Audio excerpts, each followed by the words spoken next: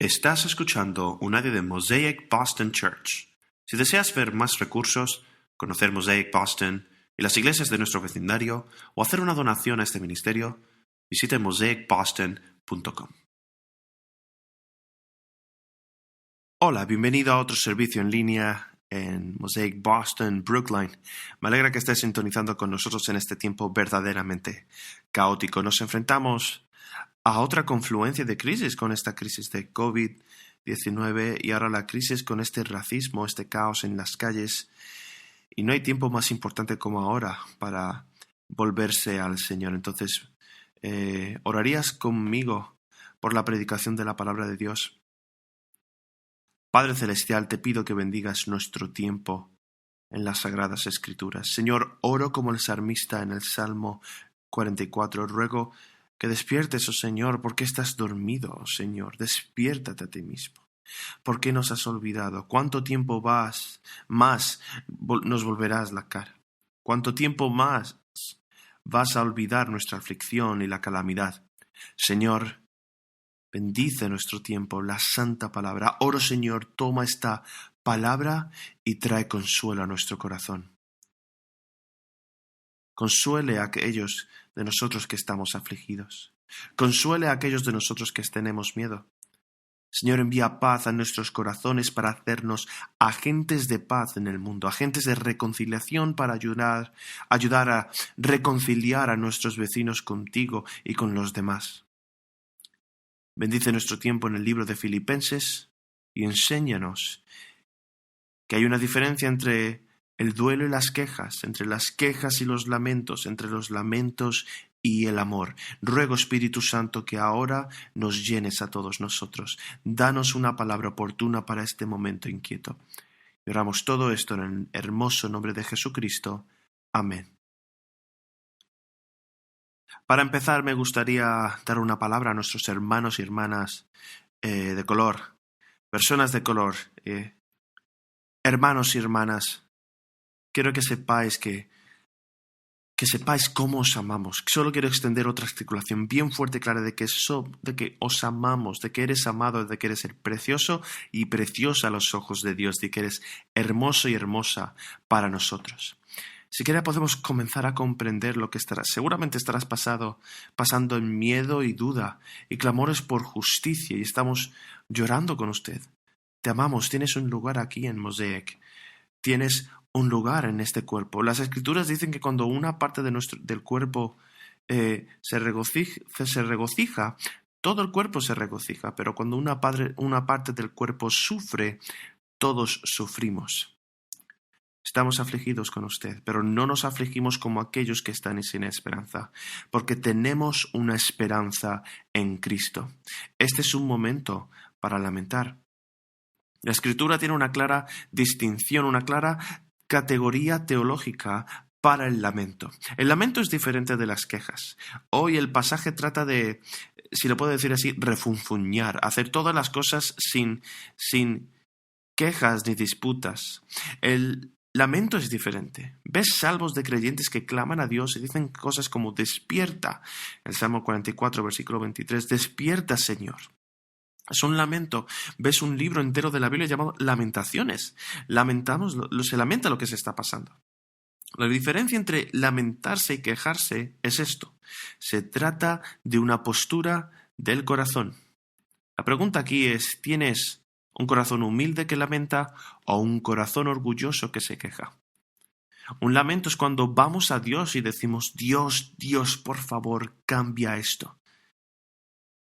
Refunfuñar es ir a Dios y decir, lo hiciste mal, no lo estás haciendo bien. Nos colocamos en la posición de cuestionar la sabiduría de Dios. ¿Sabes lo que estás haciendo? Cuestionas el cuidado de Dios. ¿Tú de verdad me amas? ¿En serio te importo? Y olvidamos la bondad de Dios, enfocándonos en lo que no tenemos más que en lo que hacemos. Nos lamentamos. Estamos horrorizados por lo que le pasó a George Floyd y oramos por su familia, oramos por su hija, oramos por su hermano, por sus amigos. Y también nos horroriza lo que le sucedió a David Dorn, oficial de policía que que ha muerto dejando una viuda, casados por 40 años esta mujer, una viuda de 70 años, ni también nos afligimos por él. Lamentemos el horror del caos. Nos entristecemos por los medios de comunicación que están exacerbando esta situación por su propia causa, y los poderes siniestros por encima de eso. Y el poder siniestro final por encima de todo, eso es Satanás y lo demoníaco, cuyo trabajo es dividirnos y conquistar. Satanás viene a matar, hurtar y destruir, donde Cristo viene para darnos vida y vida en abundancia. ¿Por qué los medios no nos muestran las protestas pacíficas, aquellas donde los cristianos se reúnen y cantan canciones de adoración a Dios? Eso es a lo que somos llamados a hacer para ser agentes de cambio, ser agentes de cambio. El texto de hoy es tan relevante. Vamos a hablar de que no quejarnos, y vamos a hablar de cómo eso es motivo de desunión, el quejarnos. Esa es realmente la táctica de Satanás. Cristo viene en el texto, antes de nuestro texto hoy. Cristo dice: humillaos, menguad, hazte para servir, cuente a otros más importantes que ustedes, en particular a los que están en duelo. Regocíjate con los que se regocijan y llora con los que lloran. Eso es lo que estamos llamados a hacer. La tentación original fue cuando Satanás viene a Eva, cuestionando toda la bondad de Dios. La queja fue el pecado que mantuvo a los israelitas fuera de la tierra prometida 7 veces.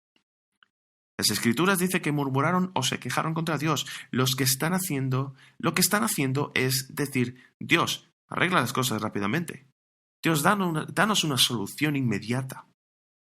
Solucionar las cosas a modo de tirita es una solución simplemente superficial. Y Dios los saca del cautiverio a ellos. Pasaron 400 años en cautiverio, y los saca del cautiverio milagrosamente, y luego ¿qué hacen? Comienzan a quejarse. Dios, ¿por qué no nos enviaste agua? Dios, ¿por qué no nos has enviado comida? Dios, envíanos un maná. Dios, no tenemos carne, envíanos carne. Mientras tanto, se centran en sus circunstancias y olvidan el poder de Dios que los llevó a la salvación, olvidando el poder redentor de Dios para liberarlos. A veces, cuando pasamos por temporadas como esta, es tan tentador olvidarse del Evangelio y de que Dios obviamente nos ama. Obviamente a Dios le importa. A Dios le importamos porque ha provisto la solución para un gran problema, que es el pecado de nuestro corazón. Y provee enviando a su Hijo, Jesucristo, a absorber la justicia de Dios que merecemos. ¿A Dios le importa la justicia? Claro que sí. Mira la cruz. ¿Dios nos ama? Por supuesto. Mira la cruz. Mucha gente hoy está pidiendo una solución inmediata. Es tentador recurrir a otro tipo de armas, ya sea política o de protesta. Todas las cosas importantes a las que formar parte para dedicar parte de tu vida, eso son parte del arsenal. Pero el arma más importante que tenemos contra el maligno es el Evangelio de Jesucristo. El arma más importante que tenemos contra el pecado es el Evangelio de Jesucristo. El Evangelio no se trata solo de modificar el comportamiento. Y eso es realmente lo que la ley quiere hacer. Cambia tu comportamiento, o de lo contrario, y rellena el espacio blanco. El Evangelio dice no. Se trata de la transformación del corazón. Solo un trasplante de corazón puede salvarnos de nosotros mismos, salvarnos de nuestros pecados, salvarnos de nuestro malvado racismo que existe en cada uno de nuestros corazones. De eso es lo que vamos a hablar hoy. ¿Cómo sucede el cambio? ¿Cómo sucede la verdadera transformación en nuestras vidas? En nuestras vidas de nuestras familias, en las vidas de nuestras comunidades, nuestros vecindarios, nuestro estado, nuestra nación y el mundo. Entonces, dicho esto, ¿mirarías Filipenses 2, versículos del 12 al 18 conmigo? Esto es Filipenses 2, 12 al 18.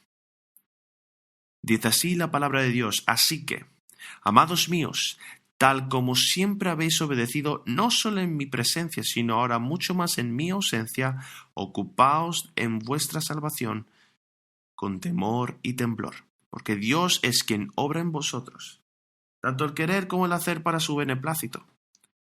Haced todas las cosas, sin murmuraciones ni discusiones, para que seáis irreprensibles y sencillos, hijos de Dios sin tacha, en medio de una generación torcida y perversa, en medio de la cual resplandecéis como luminares en el mundo, sosteniendo firmemente la palabra de vida, a fin de que yo tenga motivo para gloriarme en el día de Cristo, ya que no habré corrido en vano, ni habré trabajado en vano.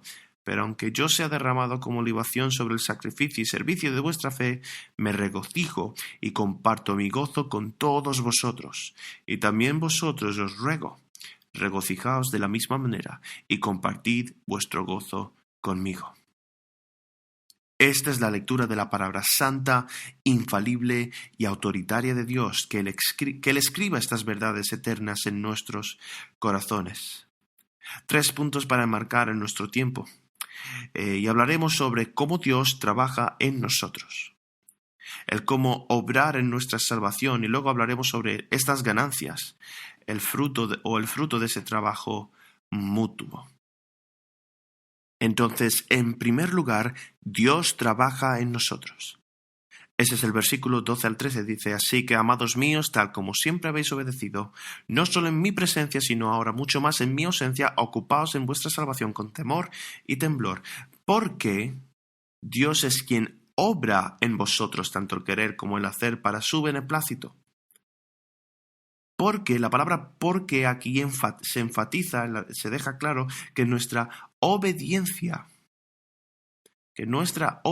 fluye de la obra de Dios en nosotros. Estamos obrando nuestra salvación que comenzó con Dios, comenzando esta salvación en nosotros. El que comenzó esta obra en ti la completará en el día de Cristo. Nuestro trabajo solo es posible por la gracia de Dios. En el verso 6 de Filipenses 1 dice que, estando convencido precisamente de esto, que el que comenzó en vosotros la buena obra la perfeccionará hasta el día de Cristo Jesús. Entonces, antes de resolver vuestra salvación, debemos poseerla.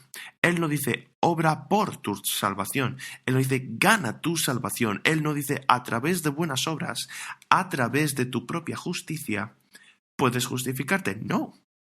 Él dice obra en lo que Dios ya ha obrado en ti. Todo el proceso de salvación está destinado a humillarnos, y esto es lo que a nuestra cultura le falta tan profundamente. Eso es lo que nuestra cultura echa en falta tan profundamente.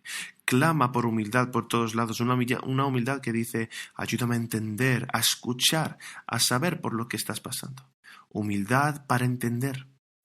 Me encanta que se use la palabra salvación aquí. Es una palabra tan radical, es una palabra que apunta a una situación en la que no podemos ayudarnos a nosotros mismos. Estamos en una situación desesperada. Necesitamos salvación.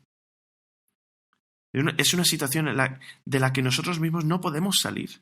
La Escritura dice que Dios salva, Jesús salva. No son nuestras obras, ni siquiera nuestros méritos y ni siquiera nuestra fe. Nuestra fe no nos salva. Dios nos salva. Dios salva a los que claman. La fe es solo una mano que se aferra a eso como un salvavidas, este dispositivo flotante cuando nos estamos ahogando. Dios me salve, pidiendo eso. Entonces debemos resolver lo que Dios está trabajando en nosotros y desarrollar aquello que ya tenemos. Me alegra que nuestra nación está pidiendo justicia, eso me encanta. Y me encanta, ¿sabes por qué? Porque nos muestra que cada uno de nosotros tenemos un deseo de justicia en nuestros corazones. Está escrito en nuestros corazones. Estamos en un mundo donde tenemos esta idea de justicia, de justicia verdadera, suprema. Pero no es una idea hecha por el hombre, es una idea inventada por Dios.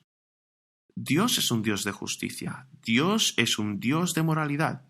Dios es un Dios de pureza, santidad y virtud. Cuando clamamos a la justicia, clamamos por justicia en todos los niveles. No solo a la justicia social, sino a la justicia holística, justicia para todos. Este es el corazón de Dios. El problema es que cada uno de nosotros en nuestros corazones somos injustos. Todos hemos transgredido la buena ley de Dios, cada uno de nosotros. Todos necesitamos salvación. Necesitamos ser salvados de nuestro pecado. Necesitamos ser salvados de la ira de Dios, la justicia por la que Él clama a causa de nuestro pecado. Aquí Él dice, obra en lo que Dios ha obrado en ti. Y esta es una instancia clásica de la interacción entre la gracia soberana de Dios y el papel de nuestra responsabilidad. Esto es realmente importante. ¿Cómo sucede el cambio en mi vida? ¿Cómo sucede el cambio en mi comunidad, en mi familia? ¿Cómo se produce a nivel mundial? ¿Cómo sucede esto? ¿Nos sentamos y decimos, Dios, arregla las cosas y no hacemos nada en nosotros mismos? ¿O ponemos todo el énfasis en olvidarnos de que, aparte de la fuerza de Cristo, no podemos hacer nada? Si Dios es soberano, ¿somos responsables? La respuesta es sí y a la vez no y tampoco. No estamos llamados a armonizar la soberanía de Dios sin nuestra responsabilidad.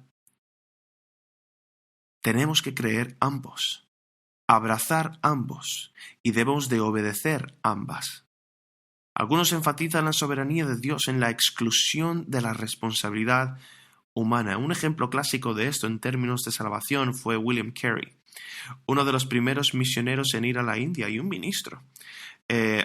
Un ministro, antes de que William Carey se fuera, antes de subir al barco para ir a la India, este ministro le dijo, joven, siéntate cuando Dios quiera convertir a los paganos. Lo hará sin tu ayuda o la mía. Otros hacen hincapié en nuestra responsabilidad de excluir la soberanía y la culpa de Dios, lo que te hace creer que si no evangelizas a todas las personas en todas partes que las encuentres de inmediato, su sangre está en tus manos. No debemos armonizar ambas. Debemos vivir en esta tensión. Recibir ambas. No. Dios tiene el control, Dios es soberano, Jesús está en el trono. Y sí, tengo la responsabilidad de obrar mi propia salvación. En mi propia salvación. A mucha gente le gustaría saltear esta parte. No nos centremos aquí, no nos centremos en cultivar mis virtudes. Centrémonos en cultivar la virtud de la otra persona. Ahora, todo esto comienza con Dios es soberano. Él tiene el control. Él me da el poder del Espíritu Santo para lograr mi propia salvación. Y solo entonces puedo ser realmente efectivo a largo plazo. No para proporcionar una solución superficial, sino para una verdadera solución duradera. Trabajamos para obedecer todo el tiempo dependiendo de la gracia de Dios. Dice Filipenses 2:13, porque Dios es quien obra en nosotros, tanto el querer como el hacer, para su beneplácito. Tanto el querer. Y esto está hablando de deseo. Dios nos da el deseo de cambiar. Dios nos da el deseo de ser más como Cristo. La palabra aquí, trabajar, trata de fuerzas. Él nos da no solo el deseo, nos da la energía sobrenatural. Nos da el poder de hacer lo que nos llama a hacer. Nos da la fuerza para querer y hacer. Nos da el deseo y la capacidad de cambiar. ¿Cómo hace Él esto? Déjame hacer una pausa. No sé sobre ti, pero esto ha sido un momento muy cansado, agotador. No solo preocupante, sino muy agotador. No solo me siento cansado, siento algo más profundo en mis huesos, un cansancio. Y te diré esto, es un cansancio bíblico.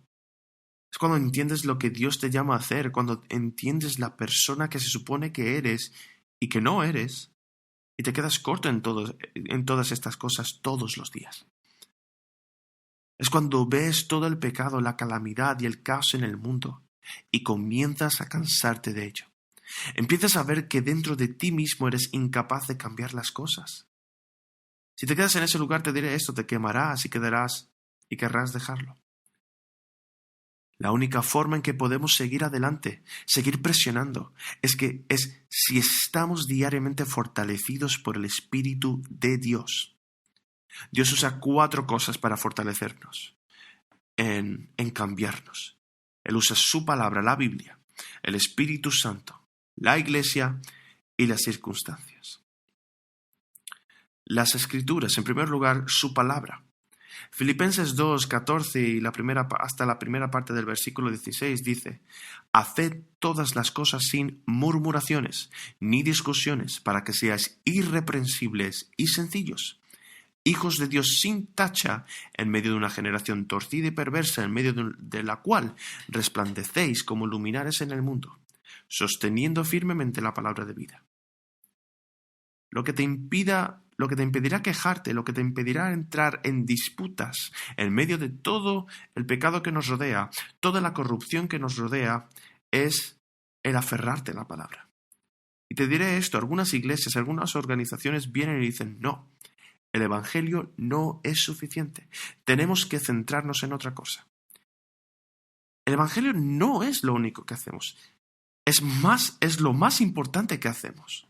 El Evangelio no es lo único que hacemos, es lo más importante que hacemos. El Evangelio, el verdadero cambio, se produce cuando los cristianos dedican sus vidas al ministerio del Evangelio, a comprender el Evangelio y a vivir de una manera digna del Evangelio en sí mismos, y luego a compartir el Evangelio con los vecinos. ¿Te aferras a esta palabra de vida, a la Sagrada Escritura y a la palabra en el centro de esta palabra, que es Jesucristo y su Evangelio? Segunda de Timoteo 3, 16 al 17, toda escritura es inspirada por Dios y útil para enseñar, reprender, corregir y para instruir en justicia, a fin de que todo hombre de Dios sea perfecto, equipado para toda buena obra. ¿Estás equipado? A veces me siento tan mal equipado en estos momentos. ¿Cómo puedo articular lo que hay en mi corazón? ¿Cómo puedo articular y hablar de tal manera que las personas sean ministradas mientras están de duelo, ya que tienen miedo?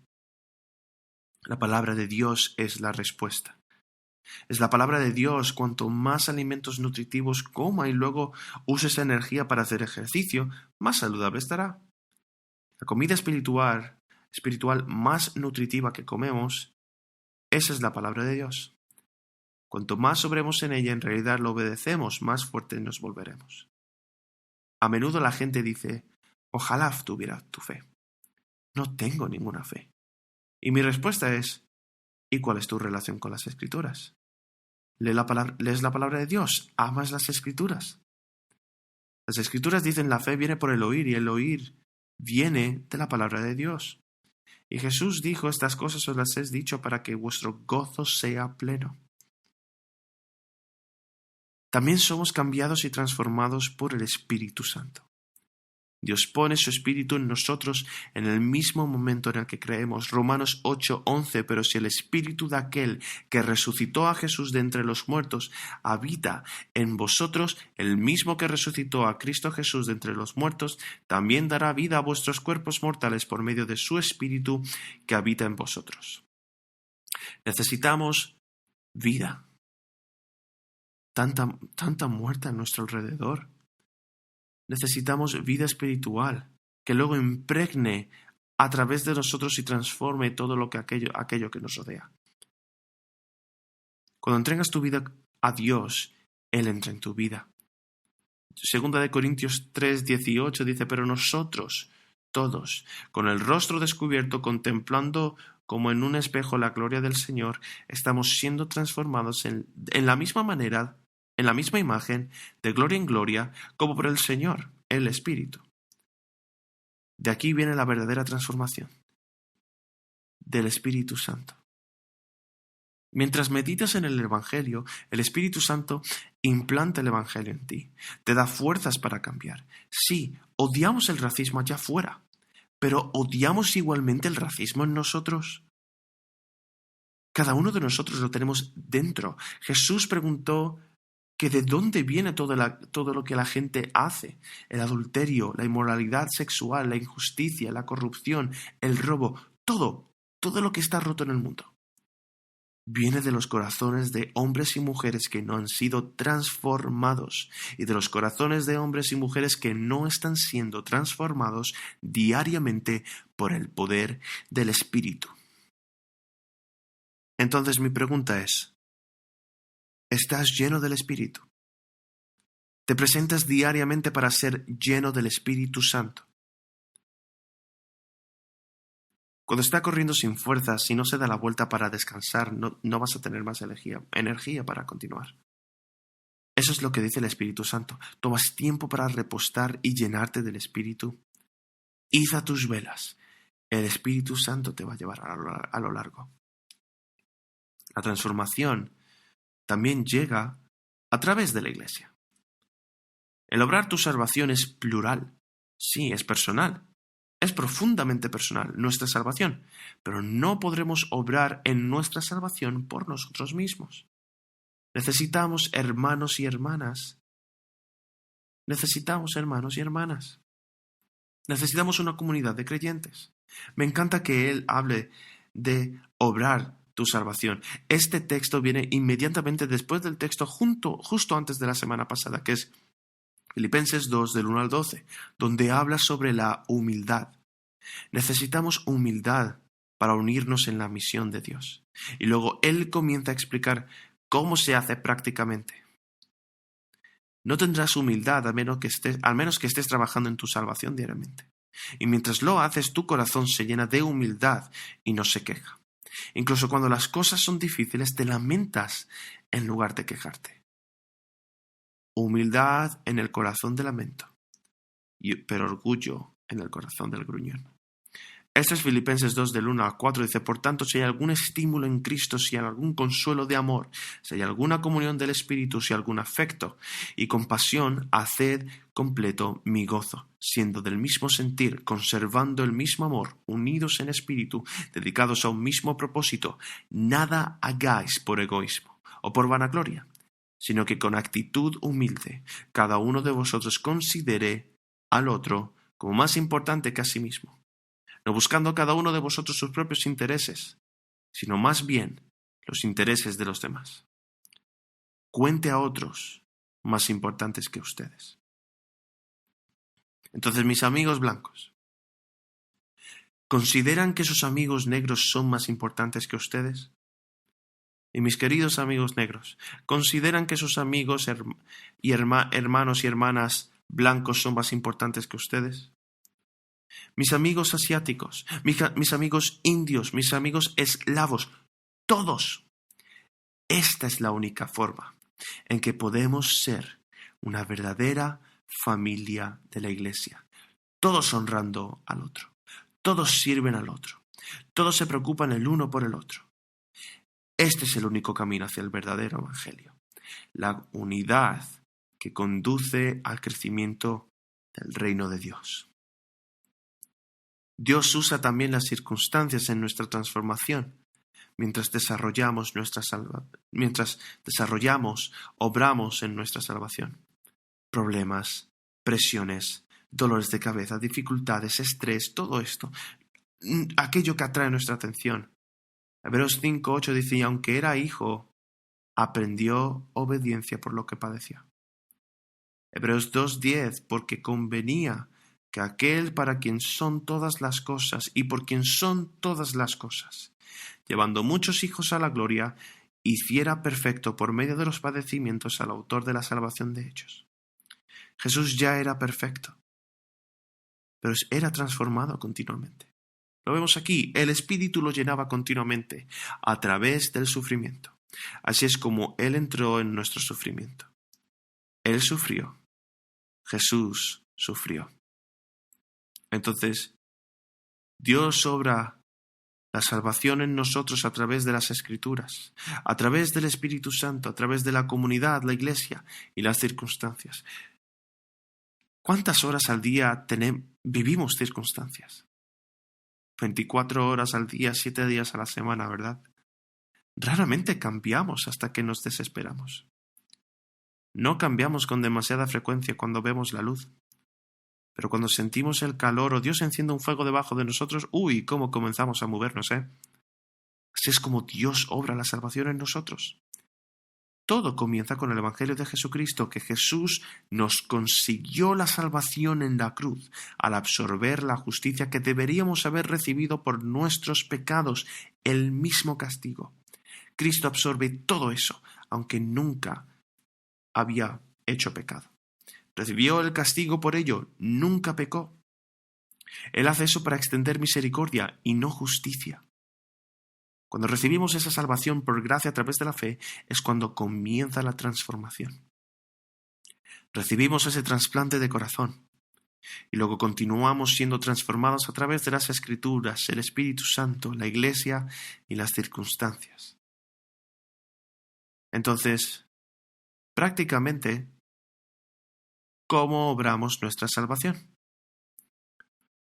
Entonces entendemos la distinción. Dios es quien obra la salvación en nosotros. Y entonces es cuando podemos obrar la salvación. Pero no puedes trabajar tu propio perdón. Este es el versículo 12, para empezar. Ocupaos en vuestra salvación con temor y temblor. Y luego el 13 dice, porque Dios es quien obra en vosotros tanto el querer como el hacer, para su beneplácito. No podemos alcanzar el perdón, no podemos obrar para alcanzar el perdón, más bien. La paz con Dios se nos da como un regalo. Es importante que Dios no justifica a los obedientes. Dios no justifica a quienes se los ganaron. Dios justifica a los que son pecadores. Mientras aún éramos pecadores, Cristo murió por nuestros pecados. Esto es importante porque el mundo opera con un sistema de méritos. Eres una buena persona porque haces buenas obras. Toda religión opera en el mismo sistema. Eres justificado ante cualquier deidad que sea debido a tus buenas obras. El cristianismo dice que no hay buenas obras que podamos hacer lo suficientemente bien para salvarnos. No eres lo suficientemente bueno. Nadie es lo suficientemente bueno. Todos somos pecadores. Todos estamos enfermos del pecado. Si crees que eres lo suficientemente bueno para ir al cielo, probablemente no irás al cielo.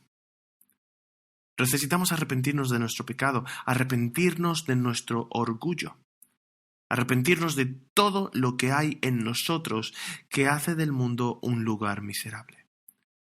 Una vez que hayas sido salvado por gracia, no podemos obrar en ello. La ilustración clásica de esto es que a veces Jesucristo sana a las personas en las Escrituras. No tiene ningún sentido lo que les dice Jesús que hagan mientras se está curando. Por ejemplo, en el capítulo 12 de Mateo hay un caballero que viene y en la Escritura dice que este caballero, esta persona, tiene una mano seca, tal vez algún daño en los nervios. Y Jesucristo le dice, extiende la mano. Es imposible para él hacerlo. Jesús dice, extiende tu brazo. En obediencia a hacer algo que es absolutamente imposible, Dios le da el poder para hacerlo. Así es como funciona nuestra salvación, así es como funciona nuestra santificación. No podemos santificarnos, pero Dios dice, obra en tu salvación como lo hacemos nosotros. Por gracia a través de la fe, nos da el poder para hacerlo. Otro ejemplo fue un hombre que no pudo caminar durante 38 años. Y Jesús se le acerca y le dice, toma tu lecho y camina. Y el hombre responde en fe. Lo hace y está curado. Jesús imparte el poder que se requiere para cumplir el mandamiento. Esto es lo que sucede con nuestra propia salvación. Segunda de Pedro 1:10 dice, así que hermanos, sed tanto más diligentes para hacer firme vuestro llamado y elección de parte de Dios, porque mientras hagáis estas cosas, nunca tropezaréis. Confirma tu llamado, confirma tu elección, lo que nos muestra que la complacencia espiritual no tiene parte en la vida de un cristiano próspero. Tenemos que esforzarnos por entrar por la puerta estrecha. En el Antiguo Testamento hay varios pasajes sobre estas ciudades de refugio. Hay 6 ciudades de refugio donde si una persona mata a otra persona accidentalmente, pueden correr a estas ciudades para buscar refugio contra la venganza, contra estas represalias que se hayan podido causar. Pero así es como funciona el Evangelio. Jesús es nuestra ciudad de refugio. Todos los días me levanto. Todos los días que me levanto me encuentro fuera de esa ciudad. En mi corazón, a menos que corra a Cristo diariamente. Tal vez estés allí ahora mismo. Tú puedes decir, ¿hay un espíritu gruñón en mí? Puedes decir, ¿hay un espíritu gruñón en ti? ¿Hay un espíritu de disputa en ti, disputando? ¿Hay un espíritu de división? Entonces te pregunto, Estás en la ciudad de Jesús. Estás buscando refugio en Él. Las Escrituras a menudo dicen, debo hacer esto, debo luchar contra el pecado, pelear la buena batalla de la fe, correr la carrera para ganar, ser activo en la limpieza de mí mismo, la contaminación del pecado, a poner a la muerte, por lo tanto, lo que es terrenal, la inmoralidad sexual, la impureza, las pasiones desordenadas, la codicia, los malos deseos, dejar de lado lo viejo y vestirse de lo nuevo, obrar mi salvación para mantenerme al día con el Espíritu, morir al pecado y vestirme del hombre nuevo. El perdón de pecados siempre es seguido por el deseo de ser limpiado del pecado. La justificación siempre conduce a la santificación. He sido salvado y estoy siendo salvado. Este es un trabajo duro de poner santidad y temor de Dios. Él habla sobre el miedo. Obra tu salvación ¿con qué? Con temor y temblor. Aquí tienes que hacer una pausa, tienes que preguntar. ¿No dicen las Escrituras en 1 Juan que el amor perfecto echa fuera todo miedo? Sí, por supuesto, Dios es un Padre amoroso. ¿Por qué los niños deberían a un Padre amoroso? Nuestros pecados han sido arrojados a la espalda de Dios, han sido enterrados en lo más profundo del mar. Entonces, ¿por qué temer? Tenemos al Espíritu Santo con el sello de nuestra salvación eterna. ¿Por qué temer? Las Escrituras dicen que hay temores buenos y miedos malos. Son buenos temores que Dios ha arraigado en nosotros.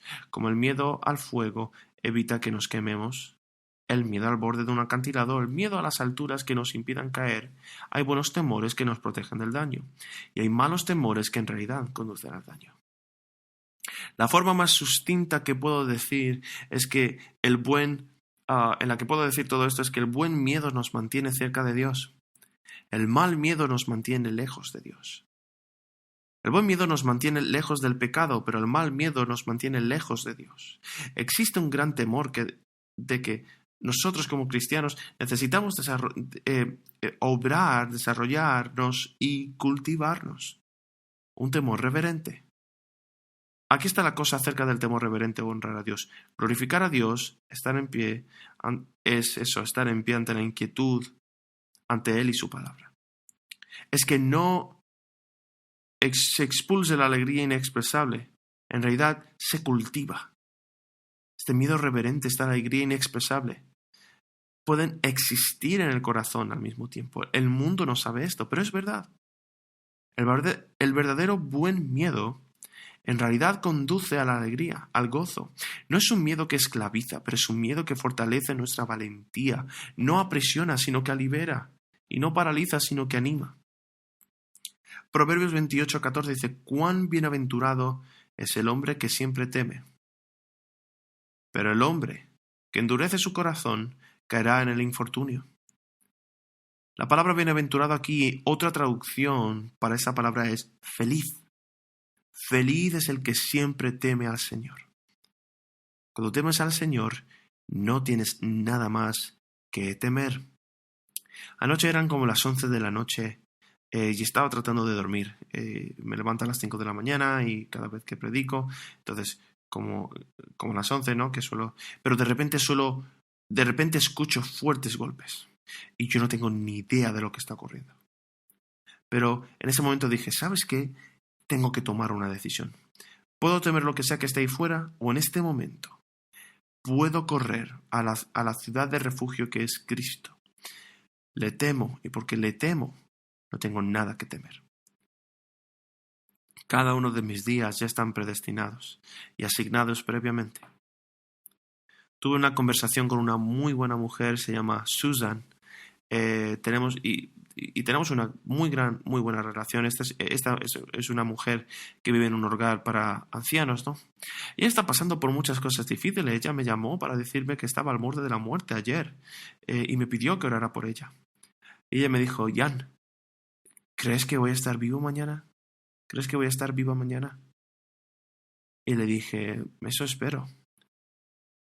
Pero no nos prometen el mañana. Le dije, no sé si yo voy a estar vivo mañana. Estamos vivos hoy.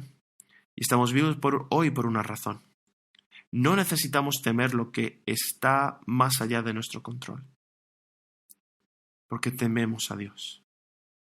Este es un buen miedo. Piénsalo así.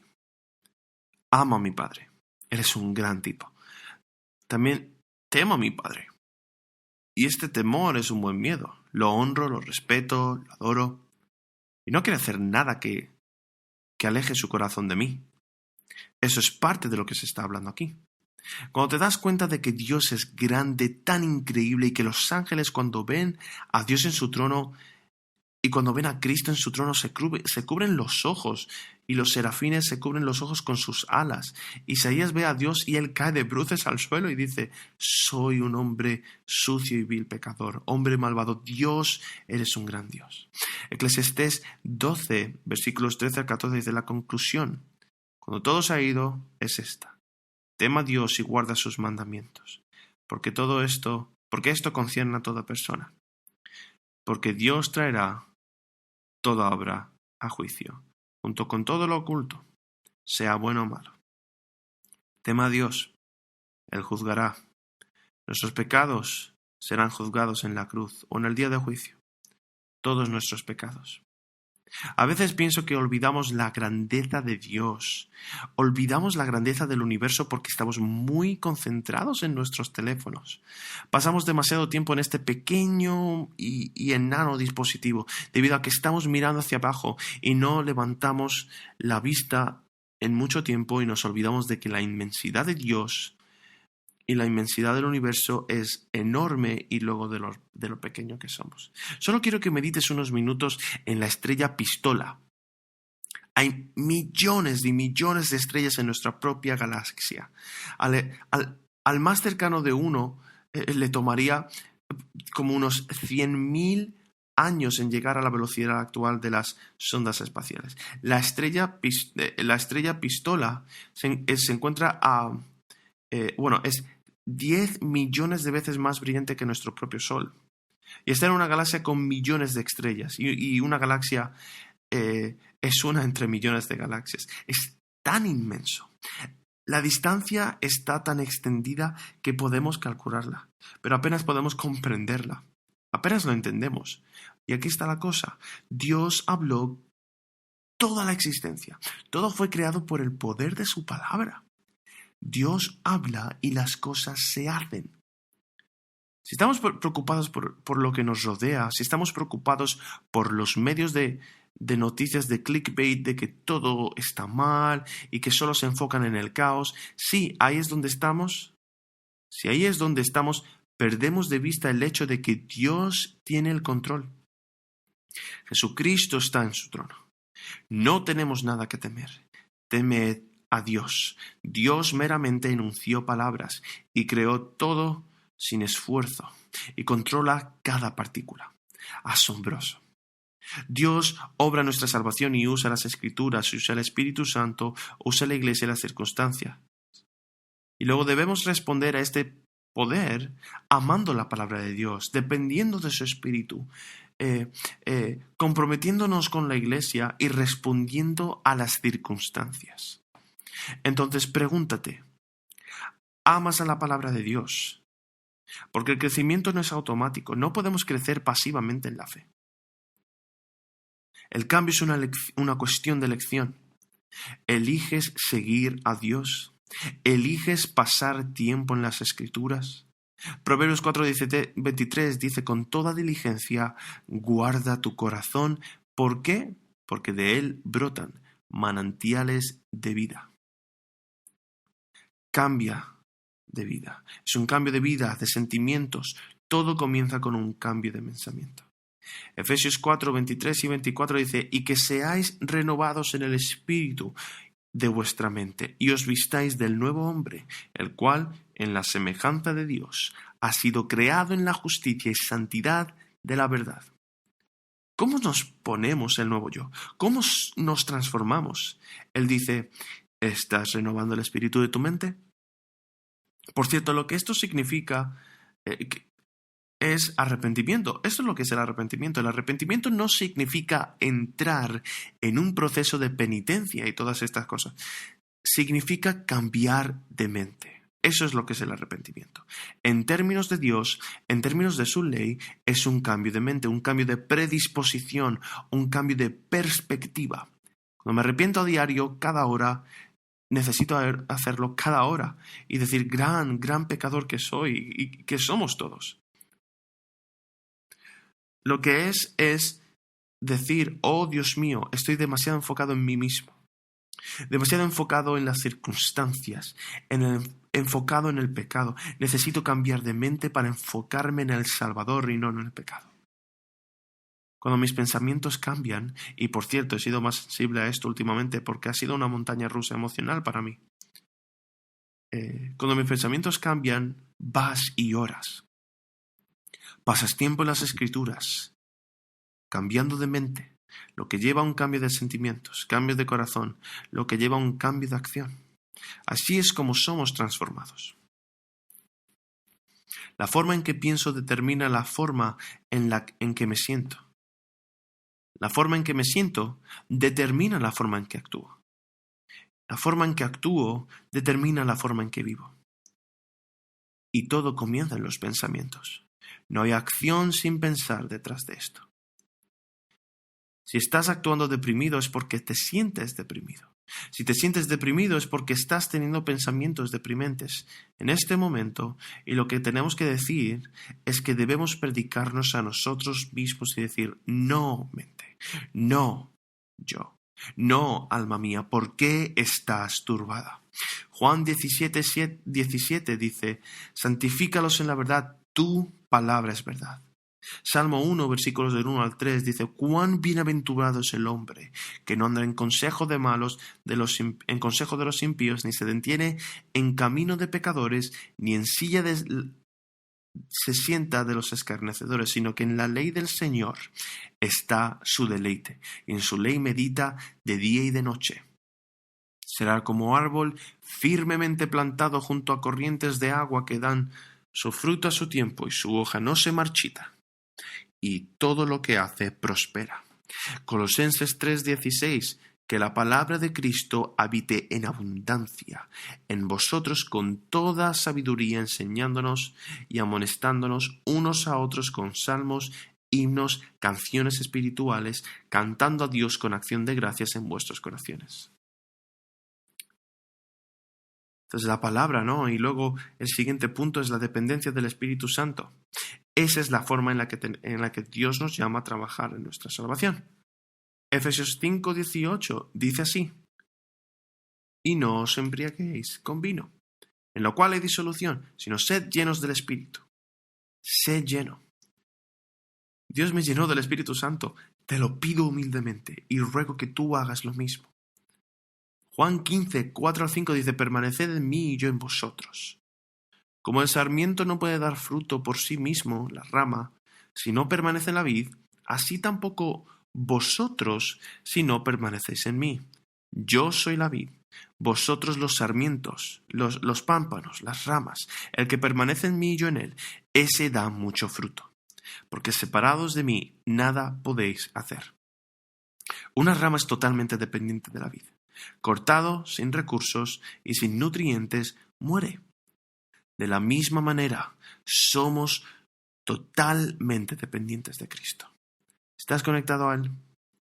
¿Estás enclavado con Él? Tenemos que estar conectados, enchufados ahí. Dios tiene el poder y esto no es automático. ¿Cómo sabes que estás en el Espíritu? Eso es algo en lo que estaba meditando. Sé que estoy caminando en el Espíritu cuando más tiempo paso orando sobre cosas que no, en vez de solo concentrarme en cómo puedo arreglar estas cosas. Aquello por lo que no estás orando, entonces no estás dependiendo de ello, en esto de Dios.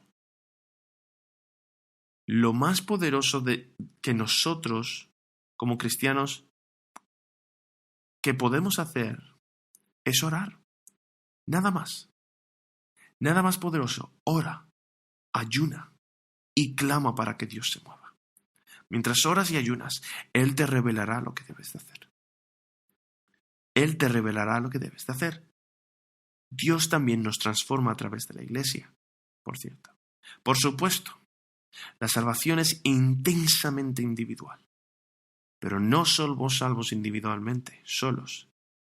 Sí, somos salvos individualmente, pero también estamos salvados, obramos la salvación juntos. Es por eso que los verbos en los versículos 12 y 13 son plurales.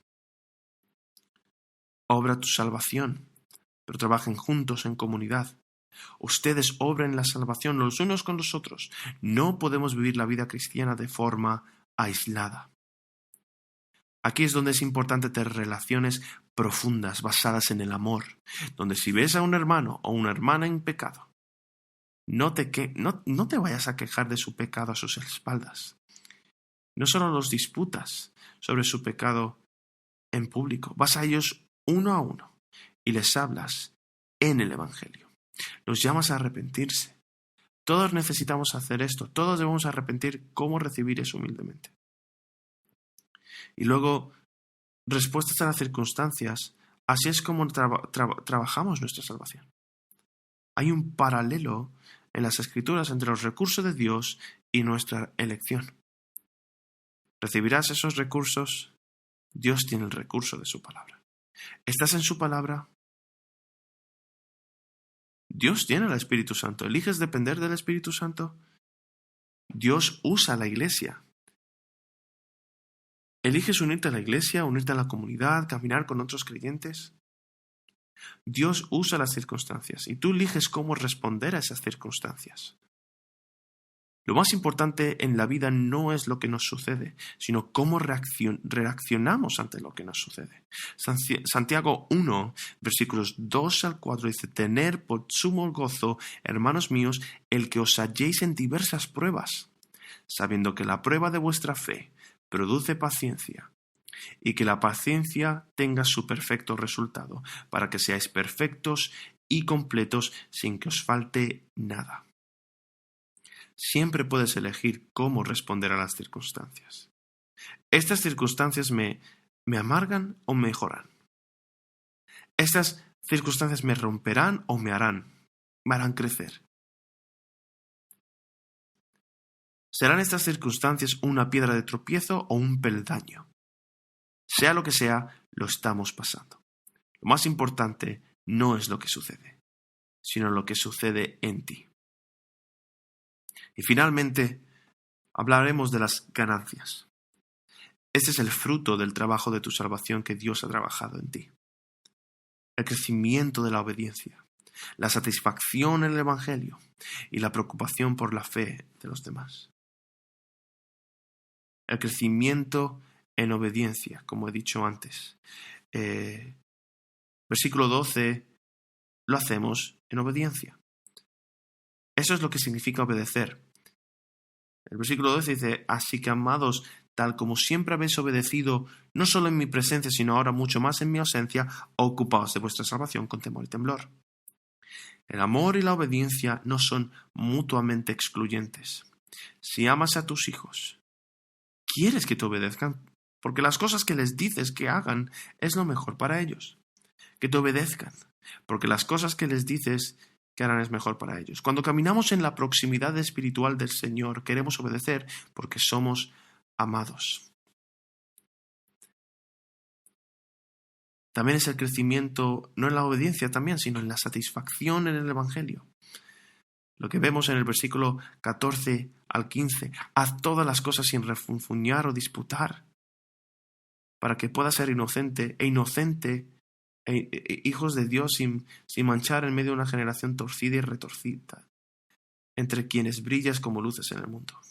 Gruñendo. Esto es cuando criticamos a las espaldas de la gente. Podemos quejarnos de Dios. Decimos: «Dios, no lo estás haciendo bien». Cuando nos quejamos de las personas a sus espaldas, no se está haciendo eso bien. Una disputa es cuando desafiamos a alguien de una manera egoísta, no de una manera sumisa donde dices: «Quiero aprender y quiero ayudarlo». Esa es la diferencia entre eso y lo que Mateo 18 dice: «A donde tú vas, te enfrentas a un compañero creyente que está en pecado». Y usted dice: «Soy un pecador y recibo gracia y me arrepiento, pero veo pecado en tu vida». Esto de aquí, el refunfuñar y discutir, como he mencionado, está motivado por el orgullo. Y aquí la frase generación torcida y perversa, Pablo lo recoge de Deuteronomio 32:5, donde Moisés dice acerca de Moisés, en forma corrompida se han portado con él. Con Dios. No son sus hijos debido a los defectos de ellos, son una generación perversa y torcida. Aquí es donde se quejaron. No había agua, no había comida, no había carne, y olvidando todos los milagros de Dios que hicieron Dios, que hizo Dios antes para ellos. Hay una generación torcida y perversa alrededor nuestra. Parte del cansancio bíblico que sentimos es cuando vemos este caos que nos rodea. Vemos el pecado a nuestro alrededor, el racismo, la perversión sexual, la corrupción, la violencia, el abuso infantil, el crimen, el odio, el abuso de drogas, el engaño, la mentira, los abortos. Vemos todo esto y nos duele. Es fácil clamar a Dios con orgullo y decir, Dios, no estás haciendo bien tu trabajo. Dios dice, humíllate ante mi soberanía. Estoy en el trono. Estoy en control. Céntrate en el Evangelio, céntrate en tu responsabilidad y déjame ser soberano. Y luego quejarse simplemente no funciona. Quejarse no funciona. Es solo una pérdida de tiempo. Es un desperdicio de energía. Si usamos la energía que usamos para quejarnos y la usamos de manera productiva para solucionar problemas, estaremos haciendo mucho más. Primera Tesalonicenses 5:18 dice, dad gracias en todo, porque esta es la voluntad de Dios para nosotros en Cristo Jesús. Él dice, cuando vivas sin refunfuñar, sin disputas, en esta generación torcida y perversa brillarás como las estrellas en el mundo. Esto me encanta. Vivimos aquí en la ciudad, en Boston. Cada vez que salgo de la ciudad por la noche, me sorprende lo brillante que son las estrellas. ¿Cuándo son las estrellas más brillantes? Cuando la noche es más oscura, ¿verdad? Y eso se aplica a nuestras vidas. Se aplica a nosotros viviendo nuestras vidas cristianas donde estamos, en los lugares oscuros donde nos encontramos. Además, eso se aplica cuando estamos caminando por el valle de la sombra de la muerte. Cuando estamos pasando por la oscuridad, pasando por pruebas, siendo afectados por todos lados. ¿Puedes estar contento? ¿Puedes regocijarte en el Señor? Si es así, vas a sobresalir como un pulgar dolorido. Donde todos se quejan, todos discuten y usted está contento con el Señor. Camina como un león, sabiendo que no tiene nada que temer porque usted pertenece a Dios. Filipenses 4:11 dice, no que hable porque tengas que hacer, no que hable porque tengas que hacer. O sea, he aprendido a contentarme, cualquiera que sea mi situación. ¿Estamos contentos, querida iglesia? A medida que Dios obra la salvación en nosotros y obtenemos esa salvación por gracia a través de la fe en el poder del Espíritu Santo, las ganancias, nuestro crecimiento en la obediencia, en la satisfacción y en el crecimiento del Evangelio. El Evangelio no es algo que no solo debemos de obedecer. No es solo el comienzo del cristianismo, no es simplemente lo básico del cristianismo, es el todo del cristianismo. Filipenses 2:16 dice, sosteniendo firmemente la palabra de la vida a fin de que yo tenga motivo para gloriarme en el día de Cristo. Ya que no habré corrido en vano, ni habré trabajado en vano. Él dice, ¿te aferras a diario? La frase sostener firmemente implica que algo te pueda alejar del Evangelio para que lo tengas que sostener firmemente. Te contaré una historia de Gálatas. En el libro de Gálatas, Pablo escribe sobre un encuentro que tuvo con su querido hermano en Cristo, el apóstol Pedro. Él dice que descubrió que el apóstol Pedro dejó de comer con los cristianos gentiles. Y Pablo se acerca a él y le dice, lo reprendí en su cara, porque no estaba caminando al paso del Evangelio. En Pedro algo sucedió en su corazón. Él conocía el Evangelio. Fue testigo de Cristo, del Cristo resucitado.